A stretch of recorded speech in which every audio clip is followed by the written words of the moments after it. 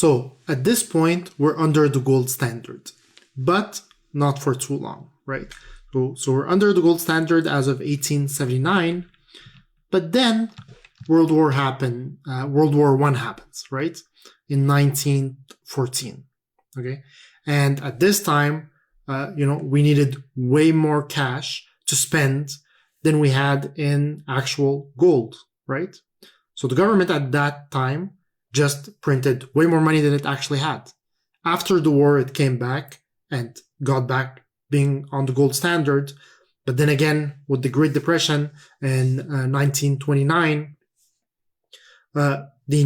all the governments needed to print way more money to stimulate the economy, right? Because the more money there is in the economy, the more cash people have, the more they spend, right?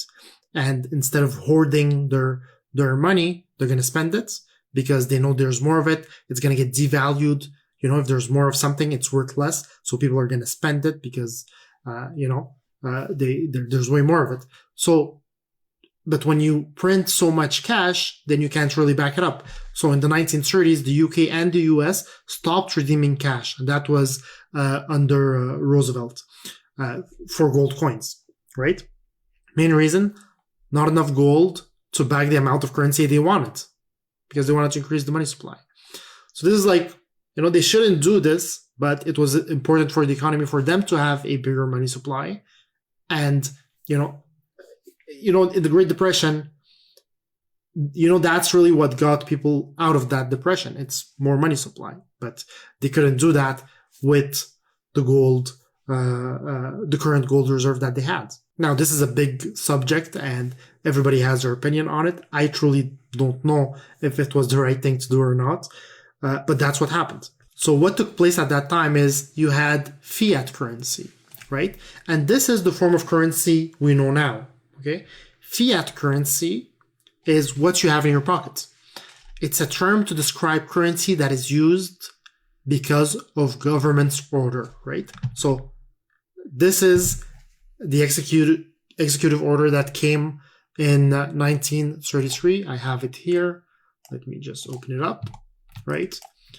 So it came out, says under executive order of the president in 1933, all persons are required to deliver on or before May 1st all gold coins. So they said, give us all the coins and gold certificates now owned by them to a Federal Reserve Bank, so any of the branches of banks, and get this fiat currency. So now you're going to use that. It's not backed up, but we're telling you to use it. It's worth something because we said it's worth something, okay? And that's what happened. People started using that. So then you would get a bill like this one. And when you look at this one here, you see Federal Reserve note, and you see here it says this note is legal tender for all debts, public and private. $1. Doesn't say anything like the other bill where it's backed up by something. So it's like they kind of severed the link between the IOU and the gold, and they're like, hey, forget about the gold. Okay? Use this and you can pay with it. Now, you couldn't just do that, right? Because if every country had their currency and they could just print as much of it as they wanted, well, that causes a problem, right? Because let's say the US has X amount of currency and China has X amount of currency. Well, China wants to have its currency, they want to devalue their currency, right? They want it to be worth less. Why? Because they want to increase their exports. They want Americans to buy from China, right? And Americans are going to buy from China if their dollar is worth a lot in China. So the Chinese government wants their yuan, their currency, their local currency, to be devalued as much, to be worth the least possible compared to the US. So they'll print as much as they can.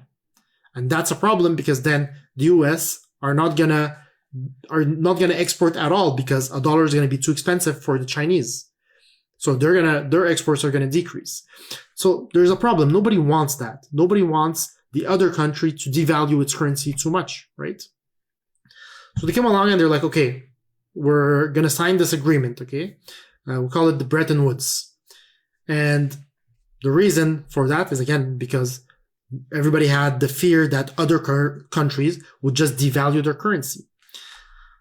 So everybody met 1944, 44 countries, and they met in Bretton Woods, New Hampshire. So that's why they call it that. And they said, okay, well, instead of each country backing up its currency by gold, which we can't do because there's not enough gold really, and sometimes this country is not going to have enough or whatnot. You know what we're going to do? The US right now, they have the most amount of gold. I think by that time, the US had like half the gold or something. So the US has the most amount of gold. What we're going to do is we're going to link our currencies to the US dollar, okay? So basically, instead of backing up our currency with gold, we'll back it up by US dollars. And the US is going to back up its dollar by gold.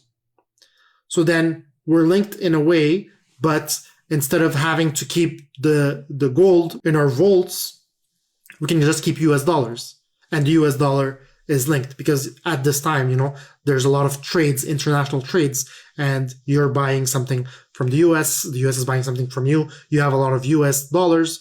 You don't need to convert that to gold to back up your currency. You can just keep that currency because you know that currency is backed up by gold.